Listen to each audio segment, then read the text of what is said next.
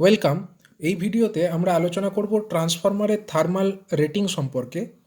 তো ট্রান্সফরমারের যে রেটিং সেটা ডিসাইড করা হয় এক্সক্লুসিভলি তার যে থার্মাল প্রপার্টি তার উপরে ডিসাইড করা হয়। থার্মাল প্রপার্টির ওপরে ট্রান্সফরমারের রেটিং নির্ভর করে। এবার কি করে সেটা নির্ভর করে সেই আলোচনা এখানে করা হবে। তো ট্রান্সফরমারের যে ওয়াইন্ডিং ব্যবহার করা হয় সেই ওয়াইন্ডিংয়ের ওপরে একটা ইনসুলেশন দেওয়া হয়। আমরা সকলেই জানি যে ট্রান্সফরমারের যে ওয়াইন্ডিং ব্যবহার করা হয় তার উপরে একটা নির্দিষ্ট ইনসুলেশন দেওয়া হয়। এবার সেই যে ইনসুলেশন তার একটা সুনির্দিষ্ট লাইফ পিরিয়ড আছে, অর্থাৎ একটা সময়কাল পর্যন্ত সেই ইনসুলেশনটা ঠিকমতো বিহেভিয়ার করতে পারে। এবার এই যে ইনসুলেশনগুলো আমরা ব্যবহার করছি তার মধ্যে অন্যতম একটা ইনসুলেটিং মেটেরিয়াল হচ্ছে সেলুলোজ। এবার এই সেলুলোজের একটা বিশেষ ধর্ম যে এটা ফিজিক্যালি এবং মেকানিক্যালি দুইভাবেই ডিটোরিওরিয়েট করে থাকে, এবং এই ডিটোরিয়েশনটা কী জন্য হয়? এটা হয়ে থাকে মূলত ময়েশ্চার কন্টেন্টের জন্য। ইলেকট্রিক্যাল স্ট্রেস যে ডেভেলপ হয় সেটার কারণেও এটার ডিটোরিয়েশন হয়ে থাকে, এবং তার সাথে সাথে যে অয়েল, যে ট্রান্সফরমার অয়েল ব্যবহার করা হয় ট্রান্সফরমারের কুলিং এবং ইনসুলেশন পারপাসে, সেই অয়েলের পিওরিটি অর্থাৎ অয়েলটা কতটা বিশুদ্ধ তার উপরেও নির্ভর করে এই যে ইনসুলেশন অর্থাৎ যে সেলুলোজ তার কিন্তু লাইফ পিরিয়ডটা ডিটারমাইন্ড হয়। এবার যে কোনো ইনসুলেটিং মেটেরিয়াল যেটা অয়েলে ইমার্সড আছে সেটাকে যদি 75 ডিগ্রি সেলসিয়াস তাপমাত্রায় ইউজ করা যায় তাহলে এর লাইফ সাইকেল হয়তো 50 বছরও হতে পারে বা তার থেকেও বেশি হতে পারে। কিন্তু এত কম তাপমাত্রা অর্থাৎ 75 ডিগ্রি সেলসিয়াস তাপমাত্রাটায় যদি একটা ট্রান্সফরমারকে অপারেট করা হয় সেক্ষেত্রে কিন্তু সেই ট্রান্সফরমার থেকে কতটা আউটপুট কেভিএ আমরা পেতে পারি সেইটা লিমিটেড হয়ে যায়, সেটার পরিমাণটা কমে যায়, যেটা কিন্তু ইকোনমিক্যালি জাস্টিফাইড নয়। সেই কারণে 75 ডিগ্রি সেলসিয়াস তাপমাত্রায় ইনসুলেশনটা দীর্ঘদিন ধরে ভালো থাকলেও আমরা কিন্তু 75 ডিগ্রি সেলসিয়াস তাপমাত্রায় ওয়াইন্ডিং টেম্পারেচারকে রেখে দিতে পারি না, কারণ সেক্ষেত্রে ট্রান্সফরমারটা মানে ইকোনমিক্যালি প্রপারলি ইউটিলাইজড হবে না। আবার যদি আমরা ইনসুলেশনটাকে যদি 110 ডিগ্রি সেলসিয়াস তাপমাত্রায় কন্টিনিউয়াসলি রেখে দিই তাহলে হয়তো তার ইনসুলেশনের যে লাইফ সাইকেল সেটা হয়তো 5 বছরও লাস্ট করবে না, অর্থাৎ 5 বছরেরও কম সময়ে আমাদের ট্রান্সফরমারটা রিপ্লেসমেন্ট করার দরকার হয়ে পড়বে। সুতরাং না আমরা ট্রান্সফরমারকে খুব কম তাপমাত্রায় চালাতে পারি, কম তাপমাত্রায় চালালে ইকোনমিক্যালি সেটা জাস্টিফাইড হবে না, আবার বেশি তাপমাত্রাতেও আমরা কিন্তু ট্রান্সফরমারকে রান করাতে পারি না, কারণ বেশি তাপমাত্রায় যদি আমরা দীর্ঘ সময় ধরে ট্রান্সফরমারকে চালিয়ে যাই তার যে ইনসুলেশন সেটা কিন্তু খুব কম সময়ে ড্যামেজ হয়ে যাবে এবং ট্রান্সফরমারটি রিপ্লেসমেন্ট করার দরকার হয়ে পড়বে। সুতরাং ট্রান্সফরমারকে যে কত তাপমাত্রায় চালানো উচিত সে সম্পর্কে একটা ধারণা পাওয়ার জন্য প্রথমে আমাদেরকে কিছু রেফারেন্স অ্যাম্বিয়েন্ট টেম্পারেচার সম্পর্কে আমাদের ধারণা করে নিতে হবে। তো প্রথমে দেখে নেওয়া যাক সেই রেফারেন্সগুলি কী কী। প্রথমে ম্যাক্সিমাম অ্যাম্বিয়েন্ট এয়ার টেম্পারেচার, অর্থাৎ যে তাপমাত্রায় ম্যাক্সিমাম অ্যাম্বিয়েন্ট টেম্পারেচার অর্থাৎ পারিপার্শ্বিক যে তাপমাত্রাটা সর্বাধিক বলে ধরে নেওয়া হয় সেটা হচ্ছে 45 degree Celsius. Maximum daily average air temperature অর্থাৎ দৈনিক যে গড় তাপমাত্রা এটার অ্যাভারেজ ভ্যালু এটা ধরা হয় 35 ডিগ্রি সেলসিয়াস। এবং maximum yearly average air temperature অর্থাৎ গোটা বছর ধরে যে ম্যাক্সিমাম তাপমাত্রা অ্যাভারেজ ধরা হয় সেটা হচ্ছে 30 ডিগ্রি সেলসিয়াস। এই কয়েকটা স্ট্যান্ডার্ড অ্যাম্বিয়েন্ট টেম্পারেচার কিন্তু রেফারেন্স হিসাবে ট্রান্সফরমার ডিজাইনের জন্য ইন্ডিয়ান প্রসপেক্টিভে বা ইন্ডিয়ান সিনারিওতে ধরে নেওয়া হয়। এবার ট্রান্সফরমারকে যদি রেটেড কেভিএতে আমরা অপারেট করি তাহলে ট্রান্সফরমারের যদি transformer operation of the transformer at its rated kVA provides normal life expectancy if the temperature of the cooling air does not at any time exceed the reference ambient temperature। মানে একটা ট্রান্সফরমারকে তার rated কেভিএতে যদি আমরা operate করি বা rated কেভিএতেই যদি চালাই সেটা নর্মাল যে লাইফ এক্সপেক্টেন্সি অর্থাৎ ট্রান্সফরমার যতদিন চলার কথা ততদিনই চলবে যদি কোনো সময়ই এই অ্যাম্বিয়েন্ট টেম্পারেচারের থেকে যে পারিপার্শ্বিক তাপমাত্রা এক্সিড না করে। তো এবার এর অর্থ হচ্ছে আমরা ট্রান্সফরমার ডিজাইনের ক্ষেত্রে মূলত যে ইনসুলেশনটা ব্যবহার করি সেই ইনসুলেশনের সর্বাধিক যে তাপমাত্রা সহ্য করার ক্ষমতা সেটা সাধারণভাবে ধরা হয় 90 ডিগ্রি সেলসিয়াস থেকে 100 ডিগ্রি সেলসিয়াসের মধ্যে। এবং এর অর্থ হচ্ছে আমাদের যা ম্যাক্সিমাম অ্যাম্বিয়েন্ট এয়ার টেম্পারেচার অর্থাৎ 45 ডিগ্রি সেলসিয়াস তার থেকে 55 ডিগ্রি সেলসিয়াস বেশি অর্থাৎ কিনা 100 ডিগ্রি সেলসিয়াস, এবং ম্যাক্সিমাম ডেইলি অ্যাভারেজ যে এয়ার টেম্পারেচার যেটা আমরা ধরে থাকি 35 ডিগ্রি সেলসিয়াস তার থেকে 55 ডিগ্রি সেলসিয়াস বেশি অর্থাৎ কিনা 90 ডিগ্রি সেলসিয়াস। সুতরাং যে কপার যেটা আমরা ট্রান্সফরমারের ওয়াইন্ডিংয়ের কাজে ব্যবহার করছি, ওয়াইন্ডিংকে বানানোর জন্য ব্যবহার করছি, তার তাপমাত্রা কিন্তু 90 ডিগ্রি সেলসিয়াস থেকে 100 ডিগ্রি সেলসিয়াসের মধ্যে থাকবে। এবং যে হটস্পট যেগুলো যে সমস্ত জায়গা ইন্টারনালি হিটেড হচ্ছে সেই সমস্ত জায়গাতে তাপমাত্রা থাকবে 105 ডিগ্রি সেলসিয়াসের কাছাকাছি। এবার দেখা গেছে রাফলি একটা এস্টিমেট করে এটা পাওয়া গেছে যে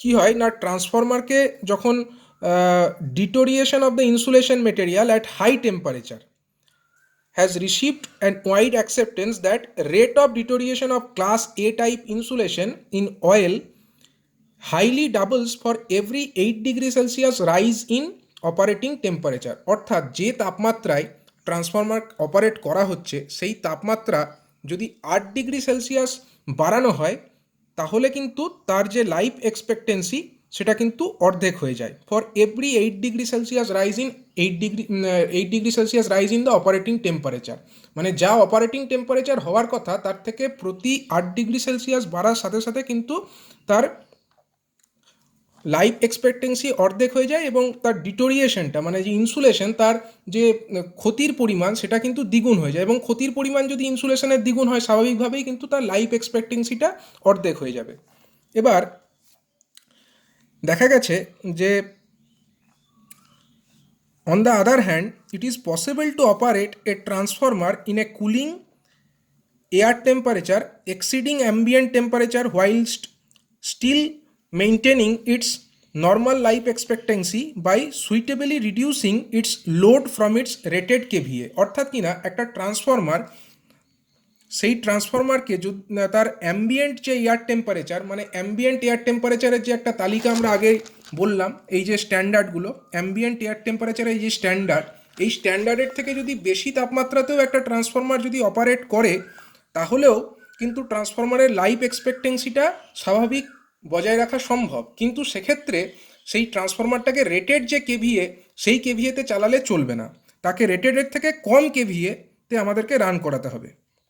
এবং এ ব্যাপারে একটা খুব রাফ একটা গাইডলাইন আছে যেটা বলা হচ্ছে অ্যাজ পার যে ট্রান্সফরমারগুলো আইএস স্পেসিফিকেশন নাম্বার 2026 এবং 1962 ইয়ারে এটা বার হয়েছিল, সেই অনুযায়ী যে সমস্ত ট্রান্সফরমার কভার্ড আছে বা যে ট্রান্সফরমার বানানো হয়েছে সেই সমস্ত ট্রান্সফরমারের ক্ষেত্রে যদি রেটেড কেভিএকে 2% অ্যাপ্রক্সিমেটলি যদি 2% কমানো হয় তাহলে আমরা সেই ট্রান্সফরমারটাকে আরও 1 ডিগ্রি সেলসিয়াস করে তার অ্যাম্বিয়েন্ট টেম্পারেচারের থেকে যা অ্যাম্বিয়েন্ট যা টেম্পারেচার ম্যাক্সিমাম ভ্যালু তার থেকে 1 ডিগ্রি সেলসিয়াস করে বেশি তাপমাত্রায় তাকে অপারেট করতে পারি। কিন্তু তার জন্য রেটেড যা কেভিএ তাকে আমাকে 2% করে কমাতে হচ্ছে। অর্থাৎ রেটেড কেভিএ যদি ধরো 100 কেভিএ হয় তাহলে যদি আমরা 2% তার রেটেড কেভিএ থেকে কম কেভিএ মানে কি 98 কেভিএতে যদি আমরা তাকে রান করাই সেক্ষেত্রে সেই যে ট্রান্সফরমার তার ম্যাক্সিমাম অ্যাম্বিয়েন্ট টেম্পারেচার কত, ম্যাক্সিমাম অ্যাম্বিয়েন্ট টেম্পারেচার হচ্ছে 45 ডিগ্রি সেলসিয়াস। অ্যাজ পার যে স্ট্যান্ডার্ড আমরা বললাম সেই স্ট্যান্ডার্ড অনুযায়ী 45 ডিগ্রি সেলসিয়াস হচ্ছে স্ট্যান্ডার্ড। তাহলে যদি আমরা ট্রান্সফরমারটিকে 2% কম কেভিএতে চালাই অর্থাৎ তার রেটেড কেভিএ যদি 100 কেভিএ হয় আমরা যদি তাকে 98 কেভিএতে চালাই তাহলে কিন্তু অ্যাম্বিয়েন্ট টেম্পারেচার থেকে 1 ডিগ্রি সেলসিয়াস বেশি অর্থাৎ 46 ডিগ্রি সেলসিয়াস যদি ম্যাক্সিমাম টেম্পারেচারে আমরা চালাই সেটাও কিন্তু জাস্টিফাইড বা সেক্ষেত্রেও কিন্তু ট্রান্সফরমারের লাইফ এক্সপেক্টেন্সির বা কোনো ক্ষতি হবে না বা ট্রান্সফরমারের যা ইনসুলেশন তার কোনো ক্ষতি কিন্তু হবে না। এটা একটা রাফ গাইডলাইন, এটা কোনো স্ট্যান্ডার্ড রুল নয়, কিন্তু এরকম একটা গাইডলাইন স্ট্যান্ডার্ড মানে এটা একটা গাইডলাইন পাওয়া গেছে রাফলি। কিন্তু এই যে রুলটা এটা কিন্তু যত বেশি আমরা মানে একটা যে কোনো লিমিটের বাইরে আমরা কিন্তু ট্রান্সফরমারটিকে অ্যাম্বিয়েন্ট টেম্পারেচারের থেকে বেশি চালাতে পারি না।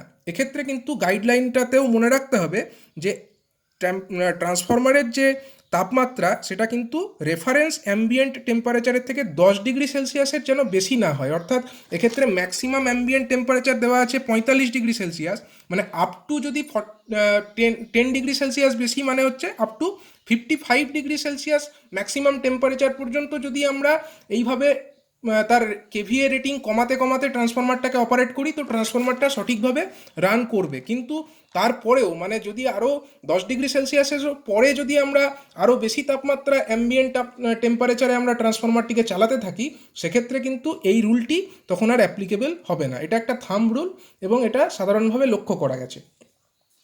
আবার অন্যদিকে এটাও দেখো, if the cooling air temperature is less than the ambient air temperature then it is possible to operate the transformer at a load above its rated kVA by about 1% per degree Celsius।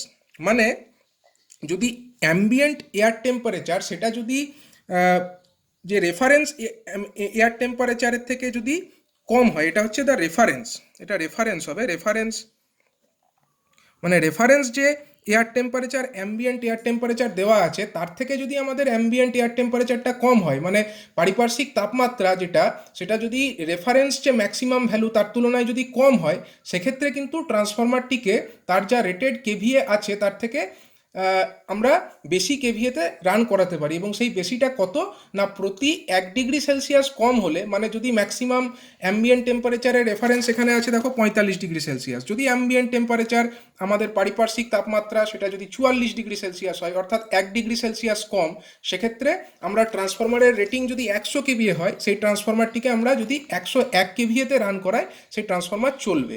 সেক্ষেত্রে ট্রান্সফরমারের কোনো life এক্সপেক্টেন্সির কোনো ক্ষতি হবে না বা ট্রান্সফরমারের ইনসুলেশনের কোনো ক্ষতি হবে না। কিন্তু এটারও একটা লিমিট আছে এবং এই লিমিটটা কত, this holds good if the cooling air temperature does not differ from the reference ambient temperature by more than 10 degree Celsius. মানে যদি অ্যাম্বিয়েন্ট টেম্পারেচার যেটা আমাদের পারিপার্শ্বিক তাপমাত্রা সেটা যে রেফারেন্স অ্যাম্বিয়েন্ট টেম্পারেচার আছে তার থেকে কিন্তু 10 ডিগ্রি সেলসিয়াসের বেশি হলে হবে না। অর্থাৎ 10 ডিগ্রি সেলসিয়াস পর্যন্ত যদি রেফারেন্স যে অ্যাম্বিয়েন্ট টেম্পারেচার মানে maximum ambient 45 degree, maximum daily average 35 degree, maximum yearly average 30 degree.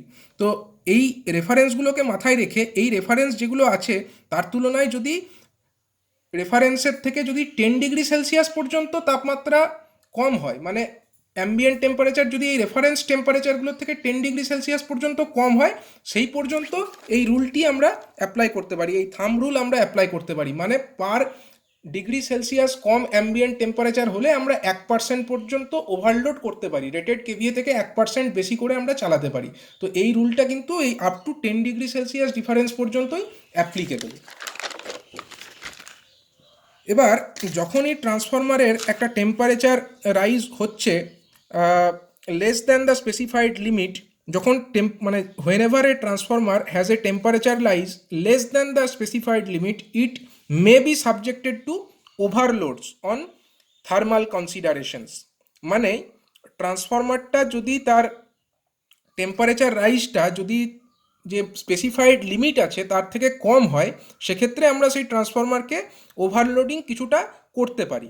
এবং এখানে দেখো, the time for which such overload can be sustained that depends obviously on initial temperature and also on the thermal constant. মানে কত সময় ধরে আমরা এই ওভারলোডটা করতে পারবো সেটা নির্ভর করছে যে ট্রান্সফরমারটার যে ইনিশিয়াল টেম্পারেচার সেটা কত এবং টাইম কনস্ট্যান্টের ভ্যালুটা কত।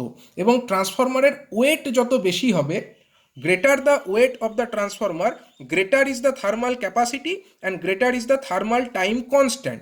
মানে যত তার ওজন বেশি হবে সেই সেই ট্রান্সফরমারের কিন্তু থার্মাল টাইম কনস্ট্যান্টটা বেশি হবে। এর অর্থ হচ্ছে যে বেশি ওজনের যদি ট্রান্সফরমার হয় তাকে কিন্তু আমরা ওভারলোডিং বেশি পরিমাণে করতে পারি এবং সেই ট্রান্সফরমার কিন্তু ওভারলোডকে উইথস্ট্যান্ড করতে পারে। কিন্তু কেবলমাত্র যে ওজনের ভিত্তিতেই আমরা যে ট্রান্সফরমারের বিবেচনা করব বা ট্রান্সফরমারের যে ওভারলোড ক্যাপাসিটি সেটাকে কনসিডার করব তা নয়, এর সঙ্গে আরও কিছু প্যারামিটার আছে যার ওপরে ভিত্তি করে আমরা ট্রান্সফরমারটির ওভারলোড ক্যাপাসিটিকে কনসিডার করব। তো সেই ক্যাপাসিটিটা কি? এটা হচ্ছে the overload that can be imposed upon a transformer depends upon the ratio of the full load copper loss PC to the iron loss PI. মানে ট্রান্সফরমারটির যে ফুল লোড কপার লস সেটাকে আমরা পিসি দ্বারা ডিনোট করছি, এবং ফুল মানে আয়রন লস তো কনস্ট্যান্ট, আয়রন লসকে আমরা ডিনোট করছি পিআই দ্বারা।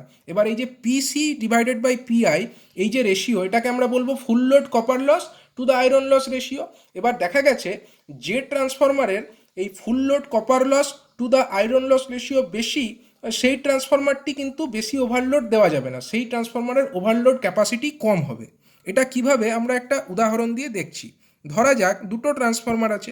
একটি ট্রান্সফরমারের যে full load copper loss PC divided by iron loss, এই রেশিও হচ্ছে 1, মানে ফুল লোড কপার লস এবং আয়রন লস দুটো সেম।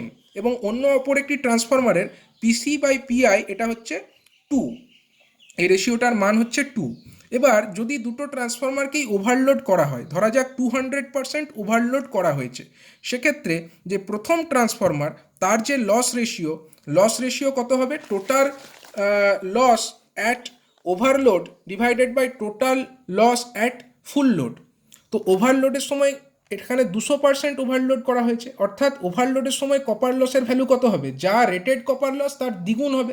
মানে সেক্ষেত্রে পিসিটা, মানে যেহেতু কারেন্ট 200% ওভারলোড, 200% ওভারলোড মানে কারেন্টের পরিমাণটা দ্বিগুণ হয়ে গেছে, তো কপার লসের পরিমাণ অবশ্যই 2 স্কোয়ার। অর্থাৎ আমরা জানি কপার লস মানে কি আই স্কোয়ার আর লস, সুতরাং এটা কিন্তু 2 স্কোয়ার হয়ে যাবে। মানে তখন যে কপার লস 200% ওভারলোড কন্ডিশনে সেটা হয়ে যাবে 2 স্কোয়ার ইন্টু 1, মানে 1 যেহেতু প্রথমে রেশিওটা ছিল 1:1, তাহলে 2 স্কোয়ার ইন্টু 1 প্লাস 1, এই 1টা হচ্ছে for iron loss, divided by 1 plus 1, মানে যখন এটা ফুল লোডে রান করছে তখন তো পিসি এবং পিআই দুটি সমান, তার জন্য পিসি প্লাস পিআই মানে 1 প্লাস 1। এক্ষেত্রে যে রেশিওটা আমরা পাচ্ছি তার ভ্যালু হচ্ছে 2.5। অন্যদিকে যে সেকেন্ড ট্রান্সফরমার যার ক্ষেত্রে পিসি বাই পিআই এই রেশিও হচ্ছে 2:1, সেই ট্রান্সফরমারের ক্ষেত্রে আমরা কি পাবো? তার ক্ষেত্রে যখন ওভারলোড কন্ডিশন তখন লসের পরিমাণ কত? ওভারলোড যদি 200% ওভারলোড হয় তখন কপার লস হবে অলরেডি যা ছিল তার 4 গুণ, মানে 2 স্কোয়ার টাইমস ইন্টু এই যে 2টা, এই 2টা কেন? এই 2 হচ্ছে কারণ পিসি তখন 2 টাইমস অফ পিআই, তার জন্য এখানে 2 মাল্টিপ্লাই হয়েছে, প্লাস 1, এই যে 1 এটা হচ্ছে ফর পিআই, আর ডিভাইডেড বাই এই 2টা কেন? এই 2টা হচ্ছে PC is equal to 2 times of PI, তার মানে এই 2টা হচ্ছে যেহেতু ফুল লোড কন্ডিশনে পিসি অর্থাৎ copper loss 2 times of PI, তার জন্য এই 2, এবং এই পিআই যেহেতু হচ্ছে অর্ধেক তার জন্য এটার ভ্যালু হচ্ছে 1, মানে 2 স্কোয়ার। যখন ওভারলোড কন্ডিশন 200% ওভারলোড তখন 4 গুণ হয়ে যাচ্ছে, 2 square into 2 plus 1 divided by 2 plus 1, তখন রেশিওটার ভ্যালু কত হচ্ছে? 3। তার মানে কি ওভারলোড লসের রেশিওটা যে দুই ক্ষেত্রে আমরা যদি দেখি, প্রথম ক্ষেত্রে হচ্ছে 2.5 এবং দ্বিতীয় ক্ষেত্রে হচ্ছে 3। সুতরাং আমরা বলতে পারি যে ট্রান্সফরমার যার ক্ষেত্রে PC by PI ratio is less, that is কম, মানে therefore a transformer with greater PC by PI, যার ক্ষেত্রে পিসি বাই পিআই রেশিওটা হচ্ছে বেশি, that is less capable of withstanding the overload. সেই ট্রান্সফরমার যার পিসি বাই পিআই রেশিওটা বেশি সে কিন্তু কম ওভারলোড সহ্য করতে পারছে, অন্যদিকে যার ক্ষেত্রে পিসি বাই পিআই রেশিওটা কম সে কিন্তু বেশি ওভারলোড উইথস্ট্যান্ড করতে পারে। সুতরাং শুধুমাত্র যে ওজনের ভিত্তিতে আমরা ওভারলোড ক্যাপাসিটি বিচার করব তা নয়, আমাদেরকে কিন্তু এই পিসি বাই পিআই অর্থাৎ যে full load copper loss by iron loss এই রেশিওটাকেও হিসাব করতে হবে। যে ট্রান্সফরমারে full load copper loss is to the iron loss ratio বেশি, সেই ট্রান্সফরমার কিন্তু ওভারলোড উইথস্ট্যান্ড করতে পারবে কম। এবার মোমেন্টারি ওভারলোড কন্ডিশন যদি আমরা দেখি, মোমেন্টারি ওভারলোড কি? ট্রান্সফরমার যখন সার্ভিসে থাকে তখন এমন হতেই পারে যে হঠাৎ করে কোনো শর্ট সার্কিট লাইন হলো, মানে লাইনে কোনো শর্ট সার্কিট হতে পারে, এবং সেই শর্ট সার্কিট কন্ডিশনে কি হয়, হঠাৎ করে ট্রান্সফরমারের যে ওয়াইন্ডিংস তাতে একটা ওভারলোড অর্থাৎ বেশি কারেন্ট ফ্লো করে। এবার এই যে বেশি কারেন্ট সেটা কত ডিউরেশন পর্যন্ত ফ্লো করলে ট্রান্সফরমার সেটাকে উইথস্ট্যান্ড করতে পারবে তার একটা তালিকা as per IS number 2026 and it was released in year 1962 সেই অনুযায়ী কিন্তু বলা হয়েছে। যেমন যদি ট্রান্সফরমারের পার্সেন্টেজ ইম্পিডেন্স আমরা দেখি, যে ট্রান্সফরমারের পার্সেন্টেজ ইম্পিডেন্স 4% বা তার কম, সেই সমস্ত transformer duration of short circuit কত না 2 সেকেন্ডের জন্য শর্ট সার্কিটকে উইথস্ট্যান্ড করতে পারবে। অন্যদিকে যদি পার্সেন্টেজ ইম্পিডেন্স যদি 5% হয়, তার ক্ষেত্রে ডিউরেশন অফ শর্ট সার্কিট হবে 3 সেকেন্ড। অন্যদিকে যদি তার পার্সেন্টেজ ইম্পিডেন্স হয় 6%, তার ক্ষেত্রে শর্ট সার্কিট উইথস্ট্যান্ড করতে পারবে 4 সেকেন্ড। যদি পার্সেন্টেজ ইম্পিডেন্স হয় 7%, সেক্ষেত্রে শর্ট সার্কিট উইথস্ট্যান্ড করতে পারবে 5 সেকেন্ড। অর্থাৎ বোঝাই যাচ্ছে যত বেশি তার পার্সেন্টেজ ইম্পিডেন্স হবে, সে কিন্তু বেশি সময় জুড়ে ওই শর্ট সার্কিটটাকে উইথস্ট্যান্ড করতে পারবে। এবার এখানে একটা গাইডলাইন আছে, the calculated winding temperature must not exceed 25 degree Celsius starting from an initial value of 90 degree Celsius for water cooling and 105 degree Celsius for air cooling. এটা মানে এটা ক্যালকুলেটেড যে ওয়াইন্ডিং টেম্পারেচার, সেটা কিন্তু মানে স্টার্টিংয়ে যে তাপমাত্রা ছিল, স্টার্টিং ভ্যালুটা কত 90 ডিগ্রি সেলসিয়াস আমরা ধরে নিচ্ছি। 90 ডিগ্রি সেলসিয়াসকে কিন্তু 25 ডিগ্রির বেশি ছাড়াতে পারবে না, মানে 90 প্লাস 25 অর্থাৎ কিনা 115 ডিগ্রি সেলসিয়াসের বেশি কিন্তু হতে পারবে না যদি ট্রান্সফরমারটা ওয়াটার কুলড হয়, এবং 105 ডিগ্রি সেলসিয়াসের বেশি হতে পারবে না যদি সেটা এয়ার কুলড হয়। এবার এটা অ্যাজিউম করে নেওয়া যায় যে heat generated is stored in the copper, মানে যখন যে তাপমাত্রা মানে যে হিটটা জেনারেট হচ্ছে কপারের মধ্যে, কপার ওয়াইন্ডিংয়ের মধ্যে যে কারেন্ট ফ্লো হওয়ার জন্য যে হিট তৈরি হচ্ছে, সেই হিটটা যদি কপারের মধ্যে যদি স্টোর হয়েছে বলে আমরা অ্যাজিউম করে নিই এবং ধরে নিই যে সেখানে কোনো রকমভাবে কোনো হিটের ডেসিপেশন হয়নি, অর্থাৎ তাপের কোনো বিকিরণ ঘটেনি, সেক্ষেত্রে টেম্পারেচার রাইজের একটা ফর্মুলা আছে থিটা, সেটা হচ্ছে এ ইন্টু স্মল টি, এবং তারপরে থার্ড ব্র্যাকেটের মধ্যে একটা টার্ম আছে 2 into capital T1 plus a into small T divided by 2 into capital T1 plus 620 into K E divided by ratio 2T1 2 into capital T1 plus a into small T, এত degree Celsius. এক্ষেত্রে যে small tea হচ্ছে time, মানে কত সময় জুড়ে এই short সার্কিটটা হয়েছে বা কত সময় জুড়ে এই ওভারলোড কন্ডিশন পারসিস্ট করেছে, এবং ক্যাপিটাল টি ওয়ান হচ্ছে θ1 প্লাস 235 এত ডিগ্রি সেলসিয়াস, যেখানে θ1 হচ্ছে initial temperature in degree Celsius. K E হচ্ছে eddy current loss ratio at 75 degree Celsius, এবং স্মল এ হচ্ছে 0.0025 into loss in watt per KG at θ1 degree Celsius, মানে initial যে temperature সেই সময়ে কত লস হয়েছে সেটা এই টার্মটা দিয়ে পাওয়া যাচ্ছে, এবং এর ভ্যালু ইজিক্যাল টু আমরা লিখতে পারি 1.9 into J square into T1 into 10⁻⁵, যেখানে জে হচ্ছে current density in ampere per millimetre square, তো এই ফর্মুলা দিয়ে টেম্পারেচার রাইজ কত হচ্ছে ওই শর্ট সার্কিট কন্ডিশনে বা ওভারলোড কন্ডিশনে, ওই temperature rise of the winding কত হচ্ছে সেটা নির্ণয় করা যেতে পারে।